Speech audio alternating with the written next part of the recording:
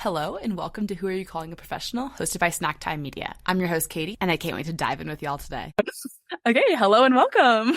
Hi, it's so good to be with you. I'm so excited. Lucky episode 10, huge one. To get started, I wanted to give you a second to introduce yourself. You can give us your name, role, job title, industry, whatever you feel comfortable sharing. Yeah. My name is Haley Nichols, and I work for an organization, a nonprofit called Generous Giving, and we share the message of biblical generosity in order to grow generous givers. That's our mission and what we do. And I have to remember my title because I've been there for 8 years. It was my first job basically out of college, and I'm still there. And I am marketing and operations director, which is a really all-encompassing title. Over the 8 years I've been there, we always are between about 25 and 30 employees. So kind of a small, but very committed and high-achieving team. So feels like I'm a little bit of a Swiss Army knife, but yeah. So with that, is there a marketing department there, or are you the marketing department? No, there is a marketing department. I have a managing director. The titles are kind of confused. I feel like with a small nonprofit, we kind of just make them up a little bit. So I have a managing director that's like over all of marketing. And I feel like I've kind of added operations in my title because I started doing just more ops work and more project management stuff. And so there is I have a graphic designer that reports to me, a content specialist that reports to me.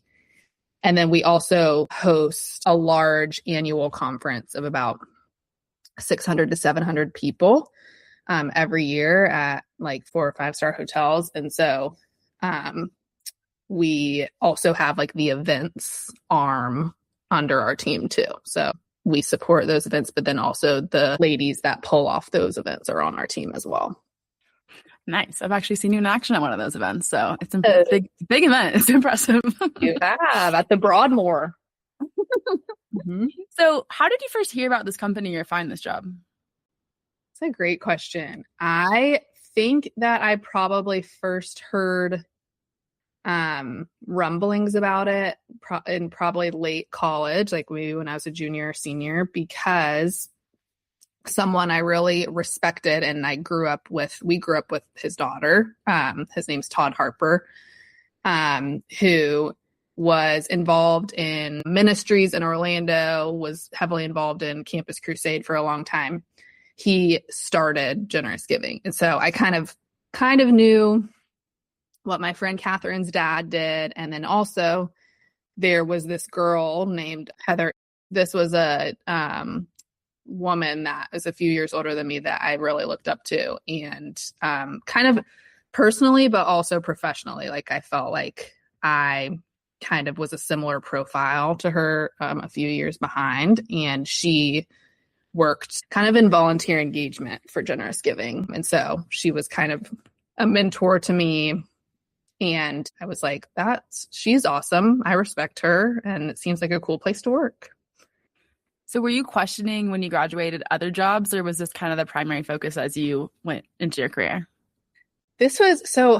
I'd majored in basically marketing at Florida. I didn't do a marketing degree. I did communications under the journalism school, but and then I ended up minoring in nonprofit organizational leadership. So I actually kind of ended up doing my major, which is rare, I think, but I kind of had broad major and minor. So the transition to the job actually was that I did this program called the Fellows. It's called the Fellows Initiative. They have them in cities all across the US, and usually they're in partnership with a church and with a home city.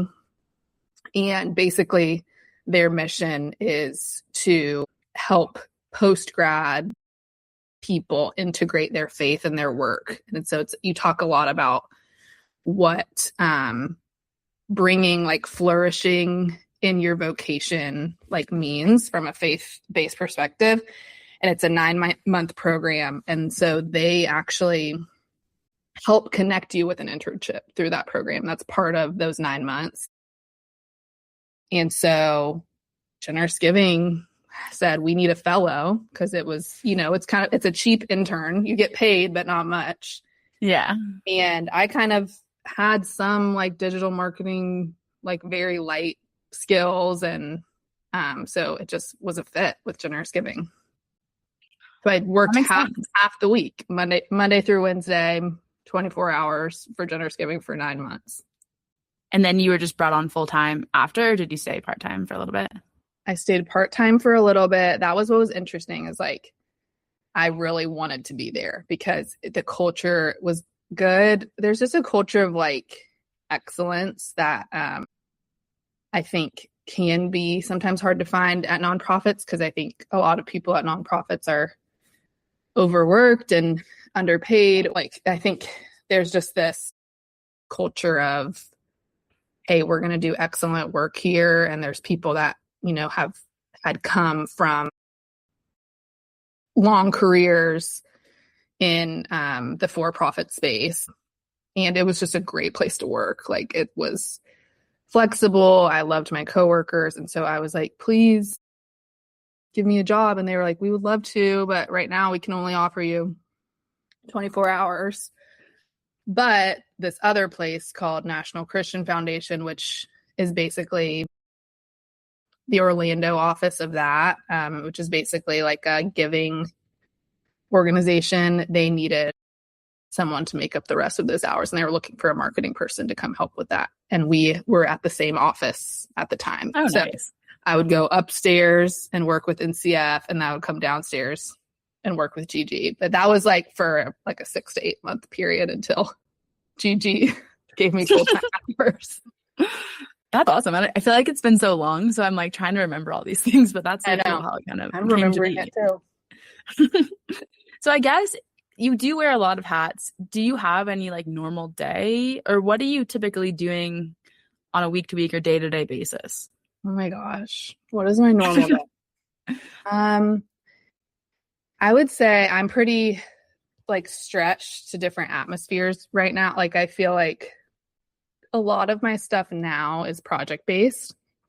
Mm-hmm. So right now we're really trying to build out our church channel. So trying to get connected with churches so that they host our retreats they're called Journey of Generosity retreats, where people learn about what the Bible says about generosity.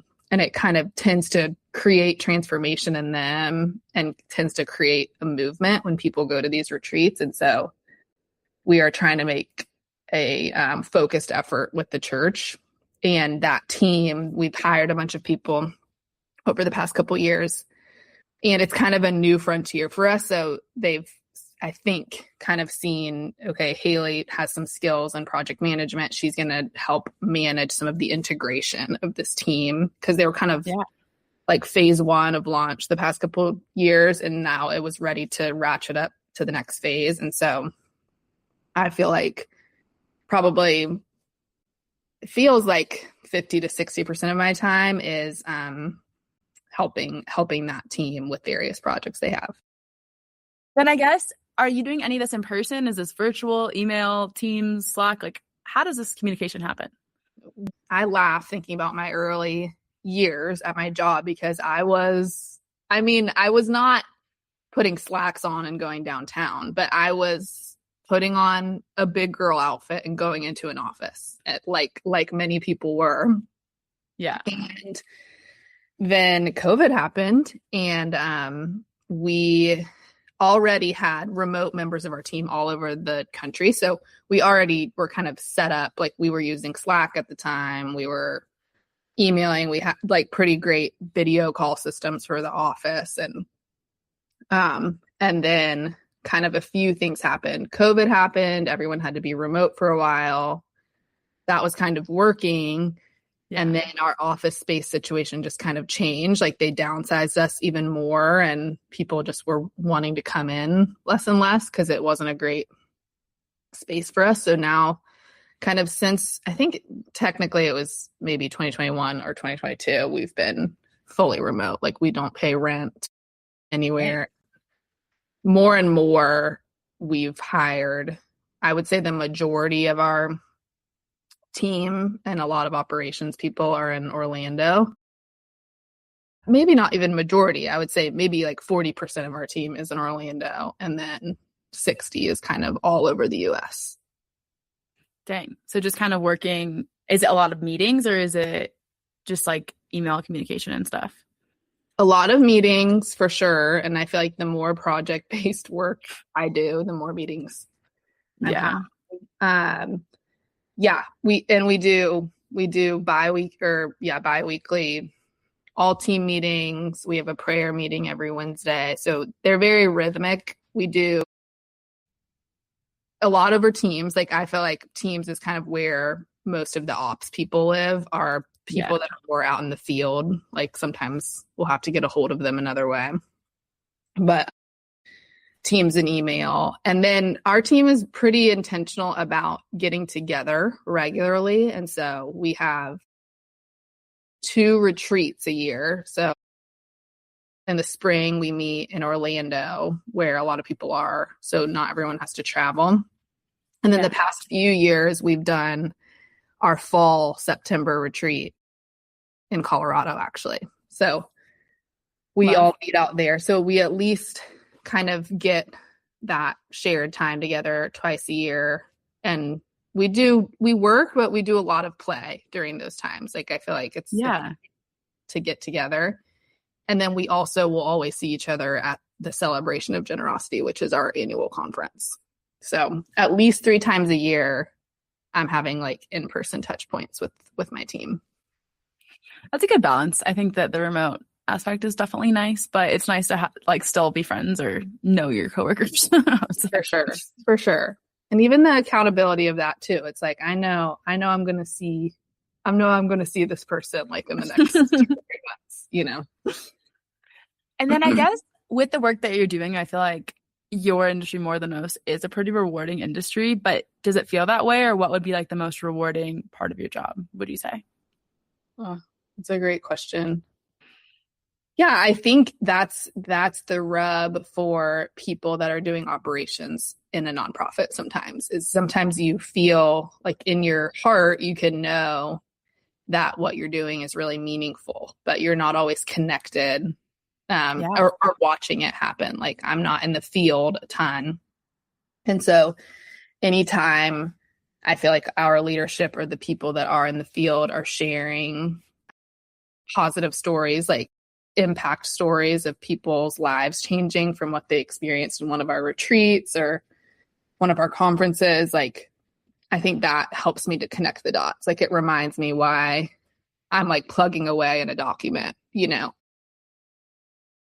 And then also just, I'm really motivated by like doing things excellently. Like I think that it impacts other people when they hold, one of the things I'm kind of in charge of is our main product, which is the Journey of Generosity retreat. And it has all these printed materials. The hosts of those retreats get shipped pretty like clean, like just good looking boxes where all their materials are inside. And that's a lot of the operations team's work. And we've worked hard to make that a beautiful thing to receive. And so that matters. Like when you receive something that has packaging that's beautiful and a booklet inside that every word has been thought of and considered and checked for grammar 1,000 times. And so I think I'm motivated by doing things well because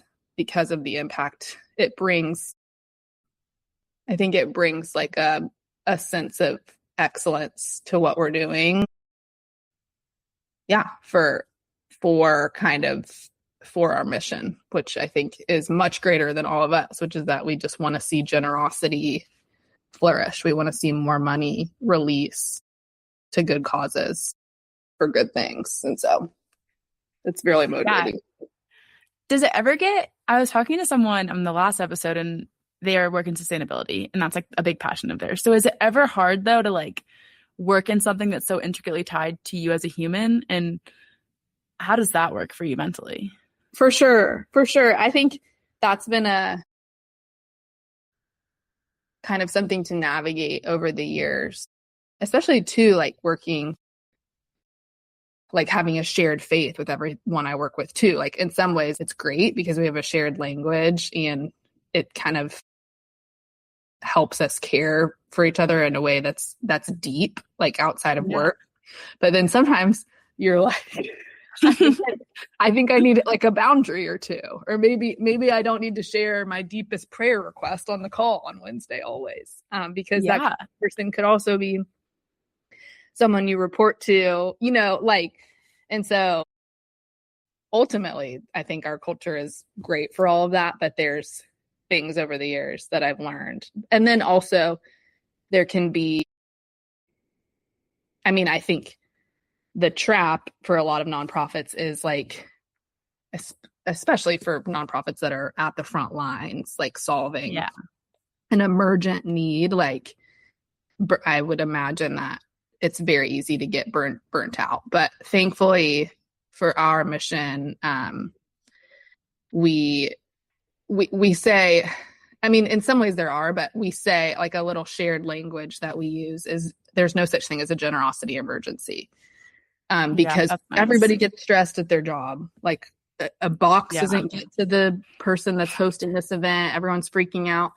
Everyone's beating themselves up. And I think ultimately it's like what we're doing is only making the world better, but no one is, you know, getting significantly hurt. Like, or, you know, if we're not doing what we're doing. So we try to remind each other of that. Like, and I think it gives a more peaceful pace to what we're doing. Whereas I think at a lot of nonprofits, people would feel easily burnt out because they're Swiss Army knives, because they're not being paid enough, because there isn't flexibility always in their work. I think GG's culture is they do a lot to kind of meet us with flexibility and a peaceful pace. No, that's great. Because that's where I think that it's like when you're really passionate about it, or it is a nonprofit, it's just like you want to do so much that it's like you can't always do that. So I like that mindset. I feel like that's honestly the best I've heard so far. So I like it. Well, and a clear vision. I think that's, I mean, I was kind of talking more from an employee standpoint, but we have a crystal clear vision and mission, which I think that's another issue at nonprofits is there's creep that happens, and then you start serving like too many audiences. And I think we've really honed in like this is the audience we're going after. And we've had to clarify that again and again over the years because people stretch themselves too thin in other directions. So we, I think, are settled on who we're focusing on. That doesn't mean that somebody outside of that audience can't experience what we do, but it helps us be clear about who we're talking to and what we're making things for. No, I think that's smart. And I feel like you need that if you're doing, I mean, you can't do everything. So can't do it all. Then I love this question, but what do you feel like people think your job is versus what it actually is? I mean, I just think like at every small nonprofit and every like small business, honestly, across the country, there's like a marketing girl. Like, you know what I mean? Like just like someone who's like in charge of social media. They're taking pictures at events. They are like putting stuff up on the website, you know, like all of like kind of the digital media things that you picture that are like kind of technical, but like maybe not technical enough where you're like coding. So I feel like, I mean, marketing's such a big umbrella, but I think probably people think that I like push submit on our social media posts. Like I don't really know. But graphic design, which I have done a lot of over the years, but yeah, I think, and then, I mean, half the people I know think I work at my church, which is not true. So, like, no, not quite. I think marketing every day. Marketing's funny because it's like, 1,000 things, and sometimes it's like all 1,000, and sometimes it's like you pick and choose 900 of those 1,000 things, and I never really know what it means. Yeah. Or it means everything. It means everything, and it feels like more of a science than sometimes I feel like I've signed up for. Like, I wish I could be like, yay, we did something and it worked immediately, and this is why it worked. And it just doesn't always feel like that's 100% clear all the time. So, because would that be defined by like views on a post, or is that defined for you by like actual contributions, or how would you even define success? it's a great question, because over the years we've had to figure out, hey, are we like going for exponential growth here? Like, do we want every audience member, our complete, attainable market? And do we want to reach every single person in that? And 5 years ago, we kind of said, yes, but we are not going to do that in kind of a traditional like lead generation marketing type of way, where it's like, honestly, it just doesn't feel relational. Like, So we've decided, because that's what we are. We're ultimately like a ministry, and we're dealing in relationships. So we've decided instead we're always going to enter through a relationship first. So that's when we're talking about partnering with the church. Like, we are kind of getting an in with the leadership of that church, or someone that's passionate in that church first, and then kind of replicating to others. But we're and we also have an activation team, which is basically, I mean, I wouldn't call them a sales team, but for what we do, they're like relationship managers.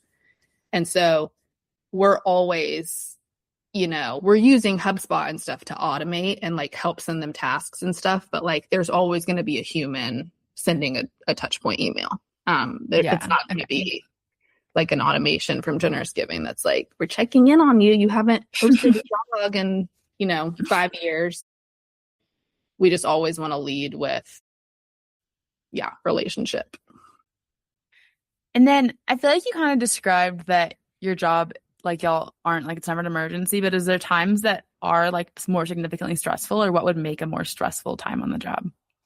For sure. I mean, definitely at our large event, like, hey, we need to get the papers out that we said that we were supposed to get out. Like, and if it doesn't happen in the next 5 minutes, nobody's getting one of these, So I think we're all on site together. I mean, sometimes that's the most fun, because you're just like running around and working for 2 to 3 days, and also like meeting with people and interacting with the people that you've been serving all year. I mean, that's when the deadline is right in front of your face. I think for the rest of what we do, like, we are setting rocks. We use this, I forget what the methodology is, but we use this thing, and we talk about our most important things, our rocks, and then like the overall like objectives our team is going for. And like, we set those every year because we feel like that's where the organization is headed. But ultimately, like, it feels like, like the deadlines are set by ourselves. Like, I mean, the stakes are that we want it to happen, and we want to see more people experience what we have to offer. And so that's what I feel like drives us. But definitely, like, when a box doesn't get somewhere on time, which is not necessarily my job, but can be affected, because sometimes I'm helping with the systems and processes behind getting the box there. Or like, no, that's the worst days are when literally you've circulated a mass email to 5 different people on your team to check it, and everybody says it looks great, we love it, and you've sent it and there is a typo, or there's a link that doesn't work. Those are some of the scariest days of my career. And they don't happen as often, because we've built more like things in place to keep from happening. But I feel like that's somebody in marketing's like worst fear, like sending an email where there's something wrong. Because how many people, like, your biggest email is going out to? Probably like I think our list is about like 40K right now. So yeah, it's like, Yeah. Dang. That's stressful. yeah. No, for sure. I had no idea what you were saying, and that number was way higher. Yeah. Yeah. So you want to make sure that's right. And we have a really high standard for excellence. Like, so Yeah. my team there will be consequences. Like, there will have to be an after action review if something like that happens, So Yeah. No, I mean, that makes sense. That's stressful. It's like the word that just doesn't look like a word anymore, but it's right, or vice versa. So I would be stressed. Then I wanted to get into kind of the balance of this position. You said it's flexible, but how many hours do you find yourselves working each week on average? Oh gosh. I mean, I think some weeks it's a healthy 40.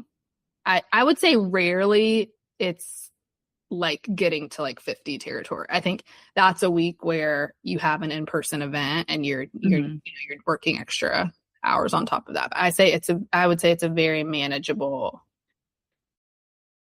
workplace, and we hire well, like when it feels like there needs to be somebody else on staff, because someone is, overworking. Like I feel like we do a good job of figuring that out and identifying it.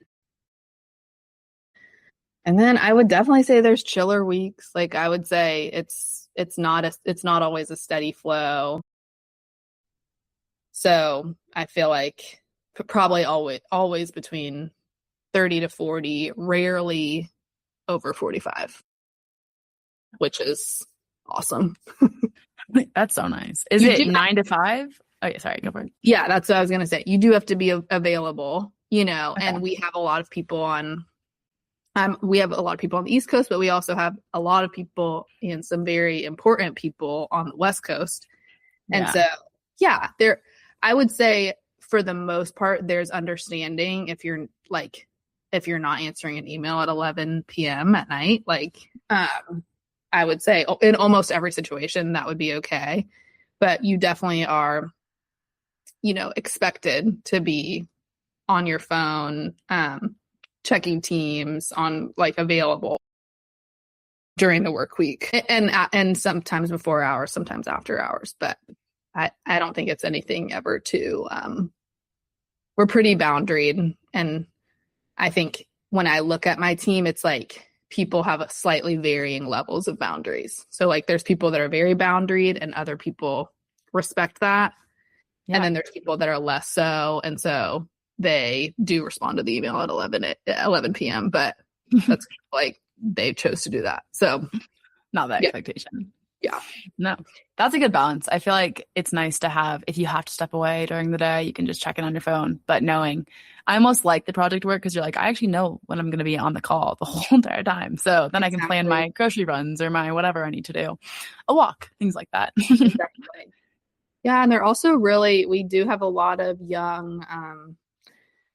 younger women on our team. And so they're really accommodating for like young moms, people are in that stage with younger kids, people that have to do drop off or pick up. If somebody wakes up from nap time early, sometimes you'll see a little face in the screen, and there's, I think, a lot of like grace and understanding for that. So that's another huge benefit for me working there, just being in my early 30s. And it's made it hard to leave. It's like, that's the thing that doesn't necessarily show up on the paycheck, but is very much a benefit. Completely. I feel like that's a huge benefit. Sure.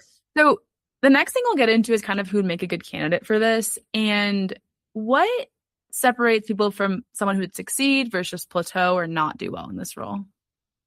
That's good. I'm trying to remember our phrase that we've been using lately for people we want to hire. Hungry, humble, and smart, I think, is the last one. So I think that's probably a thread that you would see on our team. Like, people are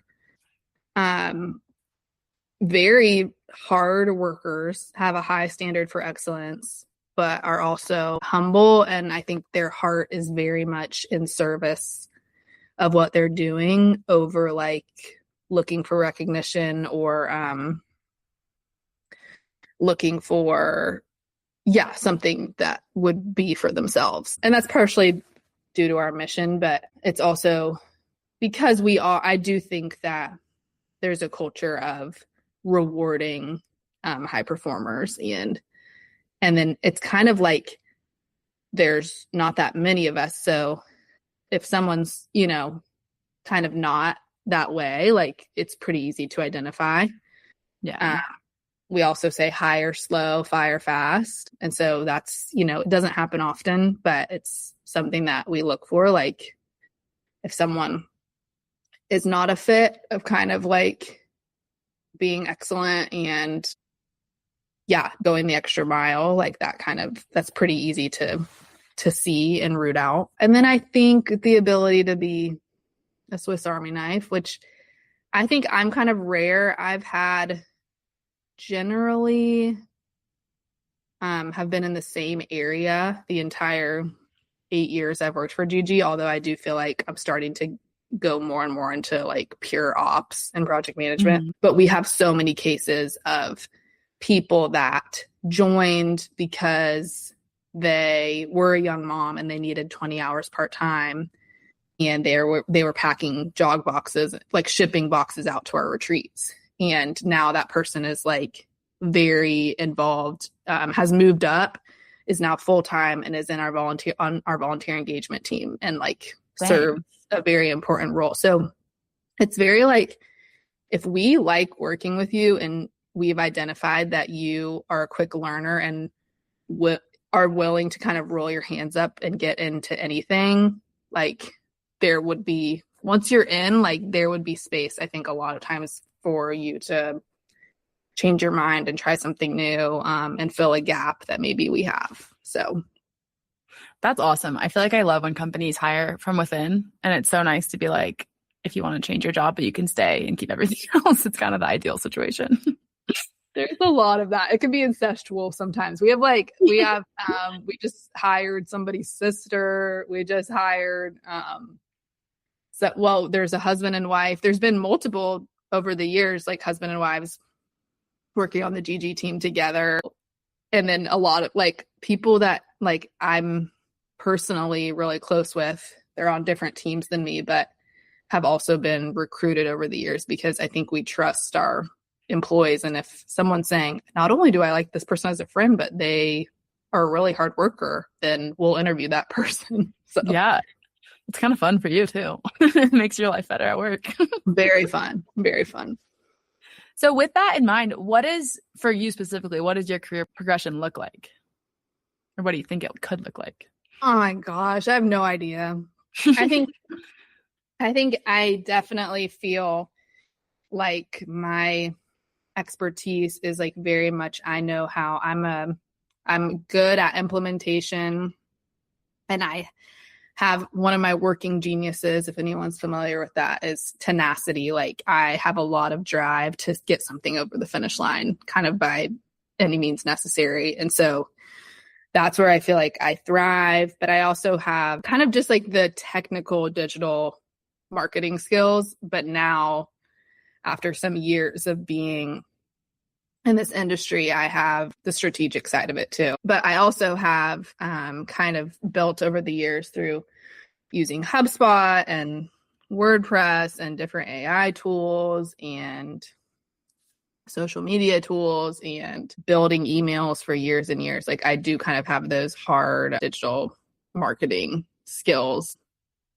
And so that has kind of, in different times when I felt like I can take on a little bit more outside of my 9 to 5, I've done some contract work over the years for people. And that's been really fun and really rewarding. Like I helped a lady publish a book on Amazon, and I built a couple websites for small businesses in my area. And wow, it's just been fun to kind of use those skills. Yeah, outside of my regular day-to-day. So where do I see this going? I don't know. I mean, part of me is like, I could be at Generous Giving forever. Part of me is like, hey, maybe I think I love marketing because it's familiar and I like the creative aspect of it. I like making something and pushing it out. but I also recognize that I have a skill set in operations. So I don't know if I get real, like wanting to be aspirational, I would say like maybe I would be a COO of something one day. Yeah. Because I kind of having the high level view, but being detail oriented enough to know how to move projects forward to support like a leadership team's goals. That is fun for me. And I feel like it's something that I've honed over the years and also comes naturally. So I don't know, maybe that.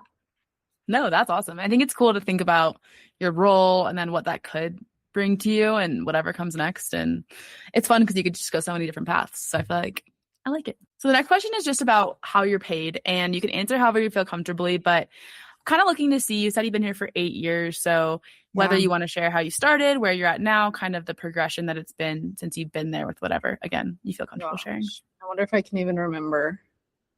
I think I was in like the 20s or 30s when I started. And of course I started part-time. And so less than that at that point. But I mean, I would like to think that it, in terms of like different, like comparable salaries in the industry, which our industry is pretty specialized, but I get paid well. So at this point, I'm like 80 plus, in the 80 plus range. And yeah, and it doesn't feel like the ceiling is exactly in sight.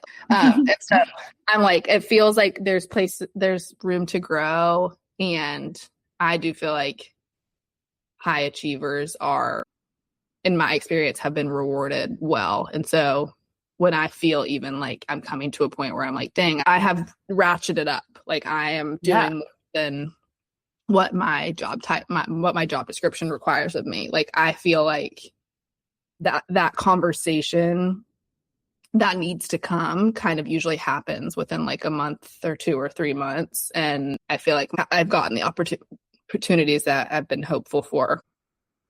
And then there's just like other stuff. Like they give us the week between Christmas and New Year's off, like no PT. Nice. It's just off. And then also the same with the week of July 4th, because we just do 2 weeks of synchronized rest. And so I don't know, there's a lot of other very generous benefits, like in the way that we're compensated outside of our paycheck. So yeah, and I think that all like adds up when it comes to how you're paid, is all the benefits that are included. And that is so nice. And to have no expectations of working during that time is like a dream. So definitely adds up. 2 weeks a year is a lot. So and PTO, obviously. So you answered a lot of my questions here. So thank you for those answers. And kind of the last questions are, let's say I'm looking to apply to a role like yours. Is there anything I should study or learn or practice before I'm applying, or to make me better at the job once I get it? Oh my gosh. Listening, like being able to hear what's being asked of you, I think, and meet that person. Like that feels so basic. It's like not a technical skill at all, but I feel like that's huge. I feel like being willing, like I'm always looking for people that are taking what I've asked them to do, or taking what's being asked of them, and always trying to move it down the field, like 20 more yards. Like what was a way that they made the handoff back to me or back to the person ahead of them even more smooth? Like that's the type of person I think that GG, that I'm looking for if I'm ever hiring someone, or that GG is looking for. Like, and then also I'm looking for someone that's like, hey, I'm not gonna ask somebody else to open up a Google Doc and like write a design spec for me, or like spec this out. Like I'm gonna open up the Google Doc and do it, you know? Yeah. And that doesn't mean that everyone, like you can get to a point where that's not necessarily your job, but I think the willingness to learn, and also the willingness to be the technical one first before kind of getting to delegate to that person is like very valuable to me, because I think I'm kind of finding myself getting less and less in the weeds and having people that are under me that I'm passing things to. And I think having that, like remembering what that was like, and bringing that to when I'm giving a project to someone is like, has been very valuable for me. So. And then when you're saying like the technical side of things too, and you said Google, but are you using like Adobe or any design tools, or what, Canva? Like, what do you use? I mean, it used to be the Adobe suite. Like, we still make our booklets in InDesign. I would say our graphic designer uses Illustrator a lot, Photoshop sometimes. We're using Figma. We use Figma a lot now for like digital materials. And then, I mean, we're figuring out AI. Like, I feel like in some ways everybody's behind in that area right now. But we're trying. Like, we have a task force on our team, and we're trying to figure out what's the best way to kind of guide our organization when it comes to AI, because it feels like everyone has their own little tools right now that they like. Yeah, I've been loving Claude, and I've been using the design tool, not like for external stuff as much, but if I'm ever wanting to like explain an internal concept or like get a first draft of something, it really helps me. It doesn't mean it's what we're putting out there publicly, but it's like, it can give me a really good first draft, which about like 5 years ago, like I was making the first, second, and third draft. So it's nice to feel like you have help with that first one. No, that's awesome. Well, thank you so much for meeting with me. We got through all the questions I wanted to ask. The final thing is there any advice you have or anything else you want to share about your job? Oh my gosh. No, I have no advice at all, but it's been great to work at GG and feel genuinely like cared for as a person there, but then also professionally. Like, I have managers that have encouraged me over the years. Confidence is huge. Like, I feel like being able to believe that you can like speak up and do more than just be a task rabbit. Like, I think that is so much of the battle. And so that's kind of what I've needed over the years. And like, my manager is really great at encouraging me. So if you're managing people, I feel like one of your number one jobs is to make the people under you feel encouraged and feel like they're capable. So maybe that is advice. I don't know. Yeah, that was great advice. Well, thank you so much. Thanks, Katie. Loved it.